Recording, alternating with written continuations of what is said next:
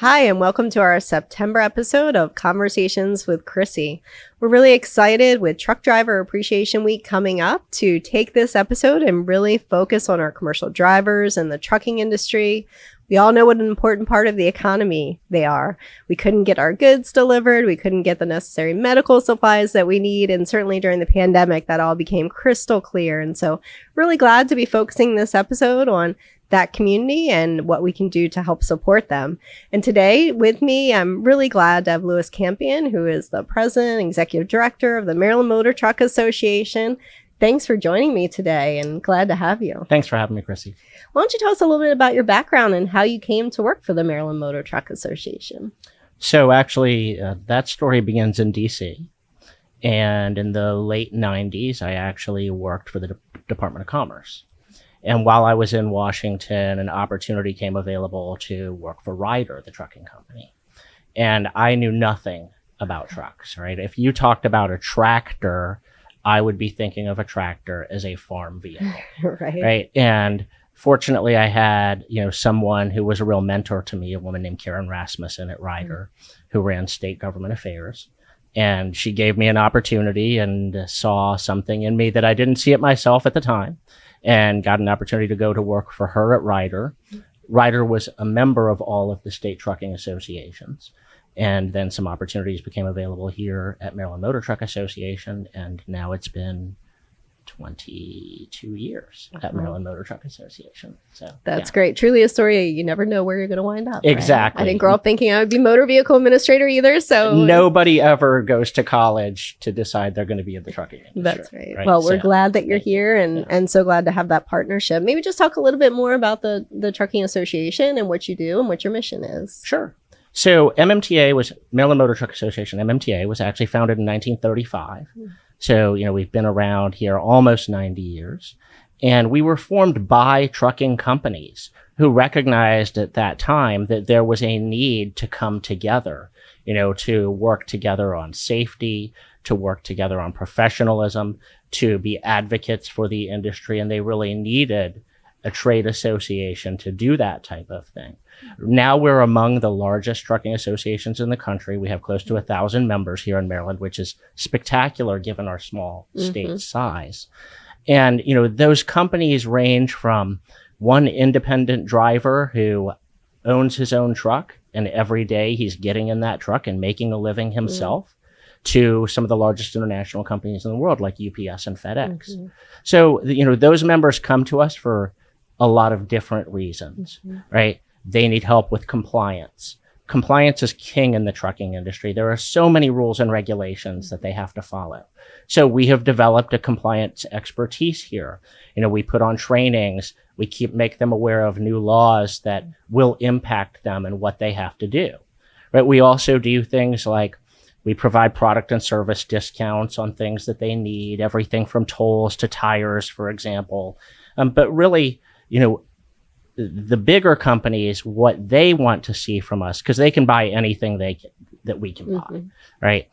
They want to see engagement with agencies like the Motor Vehicle Administration, like DOT, like the Department of the Environment, right? To just bring the industry's needs to those agencies so we can work cooperatively together to find solutions.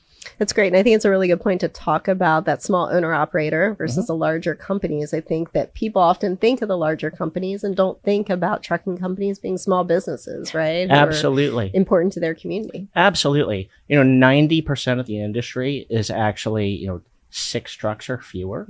And so when you start looking at the big companies, we know their names, we see their trucks, but overwhelmingly the trucking industry is small business, and that tends to be forgotten. I think you're right. And I think it's also, we think of commercial driving as just being the interstate, and there is a lot of intrastate driving as well. And I'm sure we'll talk about that more with commercial driving and trying to get people into the industry, which is so important. Absolutely. So, we talk about the scope of what's delivered. Can you just, put that into some context for our listeners? Because I think it is so important and sometimes forgotten. We see those trucks on the road, but, that important service, I think COVID helped to remind us when it was more challenging to get what we needed. But I think it is important to emphasize what the trucking industry does and provides to us. No, absolutely. And before I came to MMTA, I never thought about what was in that truck. We only see those trucks as occupants of the roadway. Oh, I have to get around this truck. Oh, he's blocking my visibility. Oh, he's driving too slow. Oh, he's driving too fast. We never think about the man or woman who might be operating that vehicle and why are they doing it? What are they delivering, right? To your point, in Maryland, 93% of communities are exclusively dependent on trucks for their goods. That means they have no rail access. They have no water access, right? They are not getting any product that they might use without a truck. So we touch virtually everything, and during the pandemic, you're absolutely right. I think the industry and its drivers were really recognized as heroes because they were delivering food still and making sure grocery stores were stocked. They were delivering, medical supplies. They were delivering vaccines. They were delivering toilet paper, right? Which everybody was freaking out over toilet paper. Guess what? That toilet paper arrives because some man or woman is driving a truck, making sure it gets to those shelves. Right. And I think International Truck Driver Appreciation Week is a great opportunity to recognize those drivers and the importance that they play both to the economy and to the supply chain. Definitely. And that's why the Department of Transportation, Motor Vehicle Administration, we really want to appreciate our drivers during this time, but throughout the year as well, because we could not do what we need to do without them. Yeah. So as we talk about needing truck drivers and what that looks like, I wonder if you can talk about, what a daily career is. If people are listening and thinking, is this something I want to do? Or maybe they have a young person in the household that's thinking about their career. Talk a little bit about it. Sure. Driving as a career, obviously I'm biased, but we think driving is a great career for the industry. The other thing about truck driving, if it is something you're considering, as long as you're safe, you'll always have a job.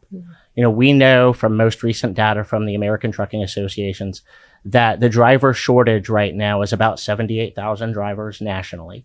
We know that we need to recruit over 1 million new drivers to replace retiring drivers over the next 10 years and due to expansion. And every year, the American Transportation Research Institute, they do a survey of motor carriers around the country. And, they ask them to rank their top industry issues. Every year, the number one issue is the driver shortage. Everything is about the driver. That consistently ranks 4 times higher than any other item. So, it's an ongoing issue. It's an ongoing challenge. And, my message to people who might be considering it, you'll always have a job as long as you're safe. We know, and it's not just about trucking, we have bus drivers. I was just reading yesterday about the shortage that Prince George's County has with regards to bus drivers, and Howard County, how they're having to bring in out-of-state companies to be able to fill their school needs. So there's so much variety in this industry in terms of what you haul, in terms of what type of vehicle you might want to operate, whether that be a package delivery vehicle that pulls into somebody's neighborhood and is dropping off that Amazon shipment that we all are getting nowadays, or I want to go over the road in a tractor trailer, or I want to operate a tank truck. There's just so much different opportunity. You can see the world, you can travel the country, you can be local, right? And home and back. And home at night, right? Absolutely. There are plenty of opportunities for drivers. You're not stuck to a desk, which is really appealing to some people. They don't want to sit behind a desk every day, right? You're out and about all the time. You have a high income potential. There are certain segments of the industry that absolutely pay a 6-figure income. And the starting wage is one that is very high relative to the amount of investment that you have to put into it, right? It doesn't require a college degree. You can do local driving, intrastate driving, at 18. There are schools all around the state of Maryland who can help you get your commercial driver's license.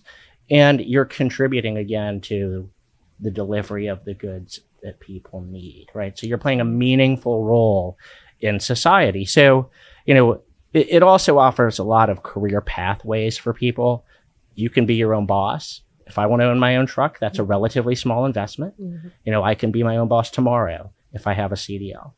Or I can work for another company. I can get into safety. I can get into logistics. The opportunities are really what you want to make of them. That's great. So many aspects to the industry. And I know there's been a real push both nationally as well as in the state on diversity of getting more women, getting more minorities involved in the industry. So we want to encourage everybody to think about it, right? The opportunities are out there for anyone who might be interested. Definitely. So if you've piqued somebody's interest and they're thinking about maybe becoming a commercial driver, what would your advice be? I'm sure you've seen many people go through the process. We know that, want folks to be successful. It's a hard test, right? And we want our commercial drivers to be well prepared. Yeah. So what suggestions do you have? Well, I think first you got to think about what are your goals? Why are you getting into the industry? And that will also steer you to, what type of driving job am I going to be looking for? Because of federal laws on entry-level driver training, you do have to go to, we'll just call it a training school, but what they call a qualified training provider. So I think, get a sense of what do you want to do in the industry? Are you interested in long haul? Am I only interested in local driving? Go and talk to one of the schools. Many of the community colleges here in Maryland offer CDL training, right? They're all accredited by the MBA, That's right? And so, I think it makes sense to meet with them, to talk with them about what those expectations might be relative to getting through their CDL program. Generally you can get through a CDL B program in 4 to 5 weeks if you're going full time. CDL A, so a CDL B straight truck, a CDL A, a tractor trailer, right? Then you can get that typically in 8 to 10 weeks, depending on if you're going full time, longer if you want to go part time, and with a relatively insignificant financial investment when compared to college, right? You can do that for somewhere in the $5,000, range and be out on the road making $50,000 upon completion. So go talk to them, understand what are the barriers? What do I have to do? But I have to be 18. I have to be able to understand, signs in English and law enforcement instructions in English. I have to be able to pass a medical certification. So understand what are those medical qualifiers. And then, we were talking earlier a little bit about the drug and alcohol testing, right? You do have to go through pre-employment drug testing in addition to medical qualification, and random drug testing throughout your career. So just understand what all that entails before you make the decision, okay, I want to go to school. Now you've decided I want to go to school, right? We know that the pass rate is not high. We'd like it to be higher, yes. Right.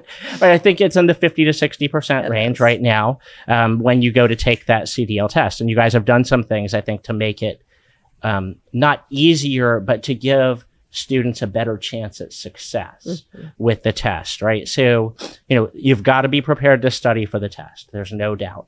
And you guys, I know, have modified the pre-trip inspection requirement as part of the test to make that similar to what a driver might actually expect to see on a vehicle every day, right? So that it's a much more practical exam for them without compromising safety. So, I think that's one thing. The expansion of the commercial learner's permit, where previously you were only able to, take 6 months once you got your learner's permit to come and take your actual test. Now extending that out for a full year, I think gives people an opportunity to say, hey, I went through CDL school. I have a full year to take my test. I can prepare properly to try and make sure that I can pass, right? Because nobody wants to fail. Obviously, you made that investment and you scheduled the MBA. And it's a long test. Right, absolutely. And, you want to be making money. Right. And it provides you a real opportunity to do that. Yeah, we've definitely focused on and working with the association. How do we remove barriers, right? We want to make sure that people are safe behind the wheel, certainly, but these are entry tests. This means you're safe. You can, operate that vehicle safely on the roadway, but obviously you're going to continue to learn. So Maryland was proud to participate in that pilot program that then became authorized nationwide for that streamlined version of the test. And October 1, as you mentioned, that new 12-month CDL learner's permit will go into effect. And as you talked Absolutely. about entry-level driver training, it's a longer process now. You have to make sure you take the time and go through the required courses. And so we want folks not to be rushed. We Absolutely. looked at the data, and there were folks who never came back in to finish the process. And we thought that's a missed opportunity. We want to make sure that those individuals are, if they want, able to get into the profession. Yeah. And I think, when you go through school also, you have to be realistic about what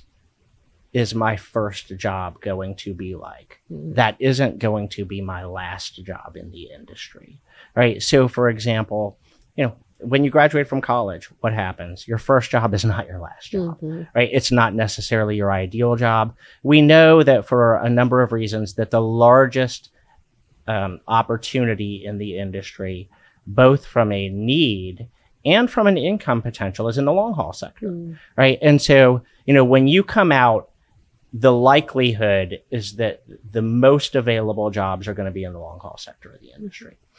And, but that doesn't have to be where you stay. If you do that job for 6 months, a year, you keep that safety record, which is just so important, right? Then you can come back and go anywhere, right? So it's just a real opportunity that says, hey, I love long haul. I want to be out there. I can do it. Or I want to be home and back. Maybe I have a wife and a family that I want to see every night, so that provides an opportunity for you as well. So just talk with those schools about who comes in to recruit, who are you going to meet from an employer standpoint, and what types of jobs that they have, so that you enter it eyes wide open. That's great. Yeah. And let's talk a little bit about the existing services for folks who already are commercial drivers. I think in the past, the thought was I have to go to that branch office and complete the transaction, but it's really changed over the years. And so a lot of new things out there that can be done online. Absolutely. Submitting your medical qualification now, right, is something that can be done instantaneously without a trip to the MVA. I know you guys have mirrored federal law now in allowing an 8-year CDL. So I don't have to go back as frequently, as I once did, all in the name of, one, reducing the number of trips that a driver has to make, to the MVA, which also means that driver gets to stay on the road. He gets to keep delivering. If he's a long haul driver, he doesn't have to worry about, hey, I got to get back on this date because my license or my medical certificate might expire and I have to be in person, to do those types of things. So, with all of the things you guys have offered, it really has streamlined that process for drivers so that they can stay on the road and they can keep earning a living. Yeah, we know everybody's time is important. Convenience is important, but even more for truck drivers and if they're out on the road. So, and we want everybody to know that as of October 1st, you'll be able to use that medical certificate as long as your vision passes to renew outside the branch office as well. So new opportunities for folks to be able to have that convenience when they renew their driver's license going forward. So encourage you to look for that going. And also, we want to talk a little bit about the future. Where are we going in the trucking industry? And we talk a lot about technology. You participated in our last Connected and Automated Vehicle Working Group and thinking about where that takes the trucking industry, a little different from the passenger vehicle that maybe folks focus on. What do you think that has in store for the trucking industry? Yeah. So, there's a misperception, I think, about trucking that it's not a highly technical industry. And I think nothing could be further from the truth in terms of both the equipment you operate and what drivers have to know how to utilize relative to things like, we have electronic logging devices now. So you're using what we call an ELD in the industry, as opposed to what traditionally has been a paper log. We have vehicle tracking on these vehicles where many companies really have this down to an exact science, monitoring, delivery times, expectations for when they're going to load, when they're going to arrive at a customer's destination. And the driver is all an important part of that.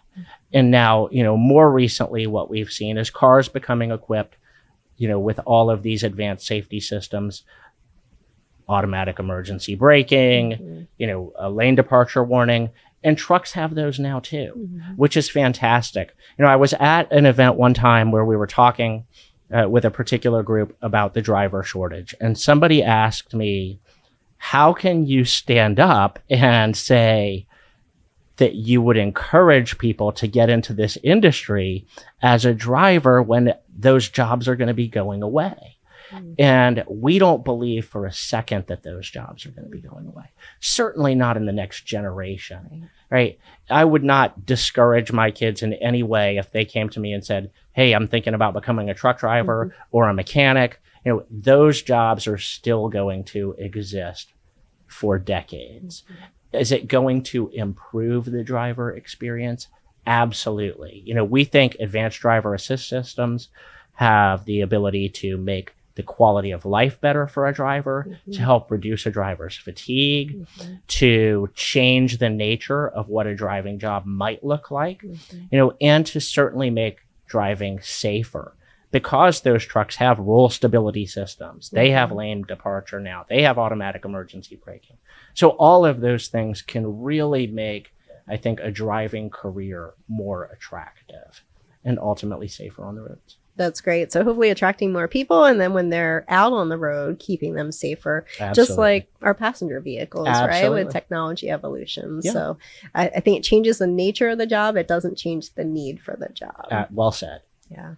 So you mentioned highway safety. So I'd like to talk about that a little bit. And I think it's so important because, as you said, we see those trucks on the highway, but we really have to be conscious of the fact that it's a different experience driving a tractor trailer, in particular, the larger size vehicles. And we have to be cautious around them and recognize that there's certain areas that they won't be able to see us and to keep visible around trucks. Yeah, absolutely. You know, there's a responsibility for every driver, no matter what vehicle you're operating, to be safe, right? And, you know, that responsibility is greater amongst a professional driver because that's how they earn a living. You know, we certainly like to think that professional drivers want safety more than anyone else because they're out there every single day, right? The highway is their office. And, you know, I think a lot of challenge we've seen comes from distracted driving, right? We all know the cell phone bans that exist, the other, you know, efforts to try and discourage unfocused, distracted driving, right? And so everyone needs to remember that when they're operating any type of vehicle. So that's number one. Number two is, to your point, recognizing the operational limitations that exist amongst trucks. I can tell you just a personal story. So I was asked to go and see if I would be willing to pick up 2 commercial refrigerators in a truck that one of our members agreed to let me operate. It's not a commercial driver's license vehicle, so it's a smaller box truck, right? But it was overwhelming. I brought my dad because I wanted a second set of eyes with me just for the purposes of looking around, making sure that there weren't cars in my blind spots, right? And so to tie that to, you know, the Share the Road program that has gone on for so long and the No Zone campaign, which people, you know, may have heard about for years, but that's because the message is important and they're effective, right? So trucks have incredibly large blind spots, particularly on the right-hand side. And if you're traveling next to a truck, you know, you just have to move past it if you're on the right side as quickly as possible and recognize that you don't want to linger in that area, right? We know that the stopping distance for a truck can be as long as a football field, right? So cutting off a vehicle to try and get ahead of him, you know, really you're putting yourself in danger because they just require significantly longer periods to stop. And then, you know, behind the vehicle, the first time I ever sat in a truck, the first thing I did was look up for a rear view mirror, which they don't have, obviously, right? It's just your natural instinct, at least for me, when I get in a car, the first thing I do is look in my rear view mirror and see where it stands. So, you know, you look in the truck and you're thinking, oh my gosh, I can't see anything back there. So, you know, recognizing that if you can't see that driver's face, you know, in his side mirrors, he definitely can't see you. And you want to get out of those spots and make sure that you're operating safely so that if he makes an unexpected move, you know, you're not put into a dangerous situation. No, it's a great point. I had a similar experience. Actually, one of the trucks you brought to a Oh, CDL yeah. event, and Uh-huh. I got in there, and there was a car deliberately put in that no zone where it could not be seen, and I knew it was there, but there was no way to see the vehicle. Absolutely. And I think the perspective of being in such a large vehicle, unless you're actually there, you don't have that sensation, and Yes. so it would be good for every driver to get that experience. To sit in there. Absolutely. I think we've seen speed increase to such an extent since COVID, and what you mentioned in terms of it takes them longer to stop. I mean, it just makes sense, right? Yeah. Whether they've got a trailer full of goods or not, they are larger vehicles, and higher speeds are dangerous, obviously, for everybody on the roadway. Absolutely. And unfortunately, we're just seeing that increasing. So hopefully everybody slow down, regardless of what type of vehicle you're driving, but and remember to always buckle up and all those important safety rules that we remind everyone of. Absolutely. We want everybody to come home safely. You bet. No doubt. So, and you shared some data with me, I think, on the speeds you guys saw during the pandemic when there was no traffic virtually on the roads. And, it was insane how fast people were driving. And I'm not here just to advocate for, only truck drivers from the standpoint of as if every truck driver is operating, within the speed limit and safely, right? They need to follow those same rules as car drivers. We all need to be more respectful of each other on the road. That's right. I think we've been talking about courtesy. We all need to extend that Absolutely. courtesy on the road, and everybody will get home safely, get where they need to be, get the goods where they need to be, and you'll have everything you need. Anything additional you'd like to add in terms of just being aware for our non-truck drivers out there as you're on the roadway? Certainly as trucks are turning, you want to be careful as well. So, I think, two other things that people have to be thinking about relative to safety when they're operating on trucks is when they're turning.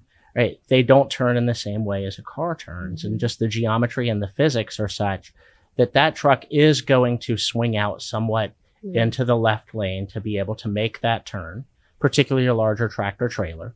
And, you need to be expecting that if you're thinking about passing that truck on the left-hand side. And then secondly, you're going to see this little opening on the right-hand side, and it's going to be really enticing to say, oh, maybe I can go by that truck right now. And that's exactly where you don't want to be as he starts that turn, because if you do, you are going to get caught up, between the curb, between a pole and that truck. And ultimately the truck's going to win. There's nothing like a crash that will prevent you from getting home in a timely manner. That's right. We think about sharing the road, and it's about all vehicles, really, because we've got our farm vehicles. We talked to them a few months back. We've got our motorcyclists, our pedestrians, our bicyclists, but our larger vehicles too. And just being conscious of everybody on the roadway, I think, is a great message to end with. Thank you very much. Well, thank you so much for joining me, Louis. I really enjoyed the conversation. A lot of great information. I hope it encourages folks to join the industry and the diversity of jobs that are out there. And certainly a lot of great experiences that people could have and contribute to the economy, as you've importantly said. Thanks for having me, Chrissy. So I'd ask everybody, Truck Driver Appreciation Week coming up, make sure you thank a truck driver. You would not have those goods that are so important to you at your home without them, medical supplies, all those critical things. So please take an opportunity next time you see somebody driving a truck, not only to operate safely around them, but just thank them, give them some appreciation. Thanks again for joining me for Conversations with Chrissy. Look forward to talking to you again next time.